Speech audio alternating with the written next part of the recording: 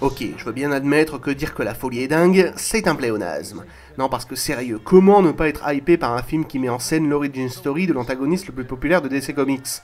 Une origin story complètement originale en plus, puisque le personnage n'en a aucune. Évidemment que c'est une putain d'idée, surtout que ce film ne fait pas partie du DC Universe, donc aucune chance d'y croiser d'autres personnages iconiques. Bien qu'on aura tout de même droit à Thomas Wayne, Alfred ou encore Mini Batman, mais il est fort probable que le jeune Bruce soit juste là pour le clin d'œil. Il est également bon de savoir que le film n'a coûté qu'une 50aine de millions, ce qui en fait quasiment un métrage indépendant pour un film de franchise. Et pourquoi c'est une bonne nouvelle que le film coûte si peu? Parce que ça va permettre à Warner et DC de prendre plus de risques vis-à-vis des thématiques abordées. Comme la violence, le sadisme, le chaos... Sans compter que ce film a été écrit et réalisé par ce bon vieux Todd Phillips, à qui l'on doit notamment la trilogie Very Bad Trip. Autant dire que le mec s'y connaît plutôt bien en truc de dingue. Au vu des premières images de son film sur le clown anarchiste, il est clair que ce sera plutôt sombre. Décrit comme une tragédie à l'ambiance Taxi Driver, le film devrait apparemment se centrer sur l'aspect décadent de la folie humaine. Selon moi, ça serait un film sur un mec plutôt simple, menant une vie assez banale, prosaïque, qui, du jour au lendemain, pète un câble, sans explication particulière. En tout cas, c'est ce que ce trailer laisse présager. Un métrage ultra psychologique qui montre comment un homme sombre dans la folie pure. Et niveau folie, justement, on peut dire que Joaquin Phoenix s'est vraiment donné à fond pour ce rôle.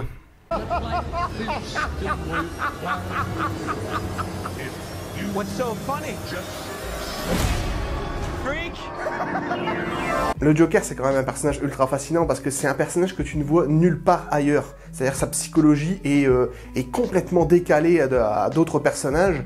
Elle n'a absolument rien à voir avec tous les autres personnages, que ce soit du DC ou d'autres personnages iconiques de la pop culture.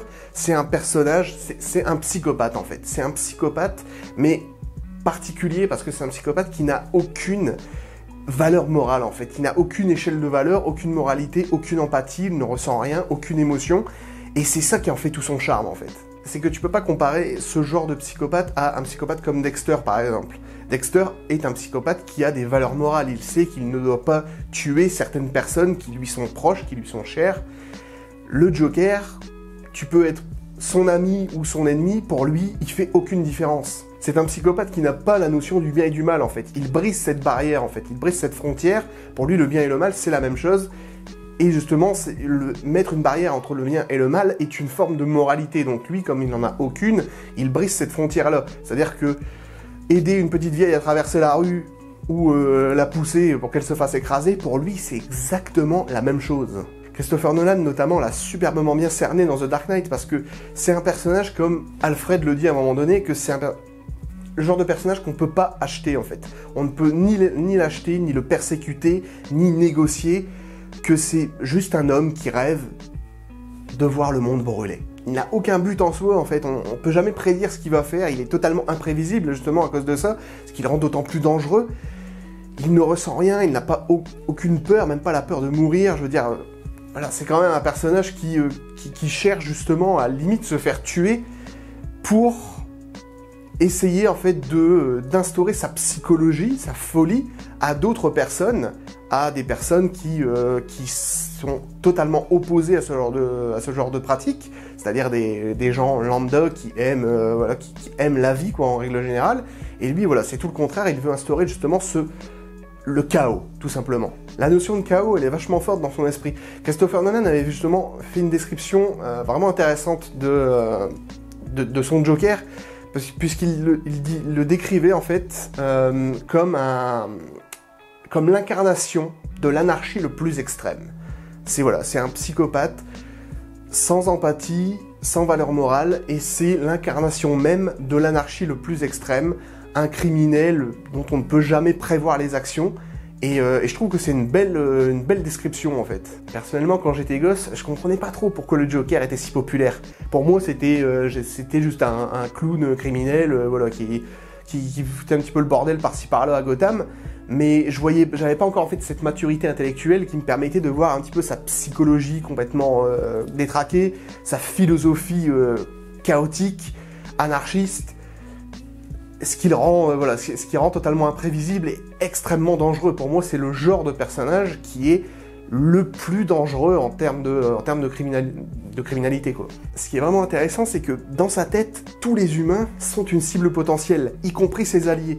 On peut tous les manipuler, on peut tous les briser psychologiquement afin de devenir aussi décadent que sa psychologie. Et c'est justement ce qu'il cherche à faire, c'est briser l'humanité en fait. C'est briser les humains pour les déshumaniser complètement, pour qu'ils soient exactement comme lui, aussi fous qu'ils ne l'est, et qu'ils font des actions totalement illogiques, totalement anarchiques, pour qu'ils puissent s'entre-dévorer, quoi. La preuve en est, dans The Dark Knight, c'est le Joker qui crée Double Face. C'est le Joker qui fait ressortir le côté sombre de Dent, parce qu'avant ça, Harvey Dent, c'était le chevalier blanc de Gotham, le procureur qui était censé mettre fin à la criminalité.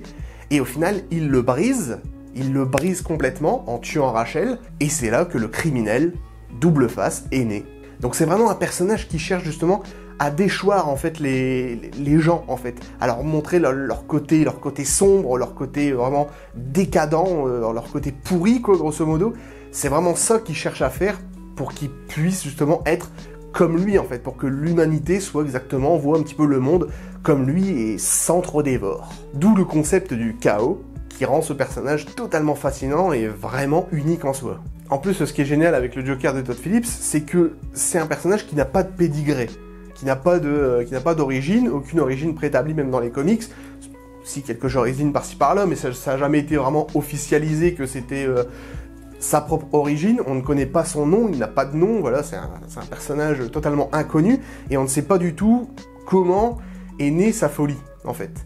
Ce qu'on va pouvoir justement voir dans ce film-là, apparemment, mais moi, ce que j'aimerais beaucoup, et ce que je trouverais vraiment intéressant, c'est que sa folie, en fait, ne soit déclenchée par rien en particulier.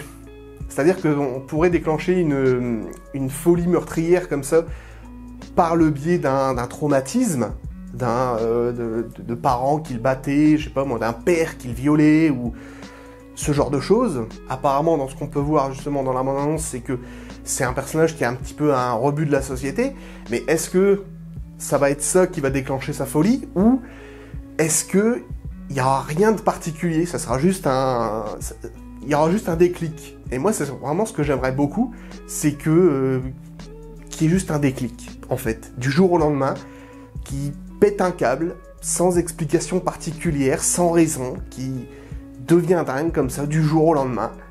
Et ça renforcerait justement le côté un petit peu mystérieux de son personnage, du pédigré de son personnage. Généralement, on ne naît pas psychopathe, on devient psychopathe par tout ce qui nous arrive dans la vie. Donc soit ça peut être un traumatisme absolument horrible, on peut voir ses parents se faire tuer devant soi, ou voilà, d'autres traumatismes de ce genre, bien durs, quoi. Ou alors être totalement ignoré de la société, voilà, être passé pour un paria, ça peut aussi jouer. Et il y a des chances que ça soit un métrage vachement intelligent et très intéressant à explorer, parce qu'on explore un petit peu justement la folie humaine en fait. Comment un personnage a totalement dérapé du jour au lendemain, et je pense que c'est un petit peu la meilleure façon de faire une origin story sur un personnage comme le Joker, avec sa psychologie si barrée. Et je suis vraiment très curieux aussi de savoir comment le film pourrait se terminer. Est-ce que ça se terminera par un Gotham City à feu et à sang? Parce que, à mon avis, ça sera peut-être très peu exploré, ou ça sera un petit peu la genèse de comment le Joker mettra Gotham City, les rendra totalement dingues, en fait, c'est un petit peu ça le but, les rendre un petit peu comme lui, justement, les accros au chaos, quoi.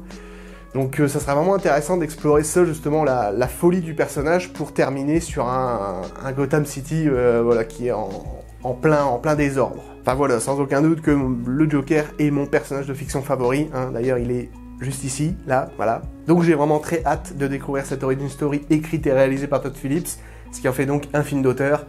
Sans nul doute, le métrage que j'attends le plus cette année. Et si tu veux continuer à te marrer, bah tu peux partager cette vidéo sur les réseaux sociaux, parce que le partage, c'est comme le rire, c'est contagieux.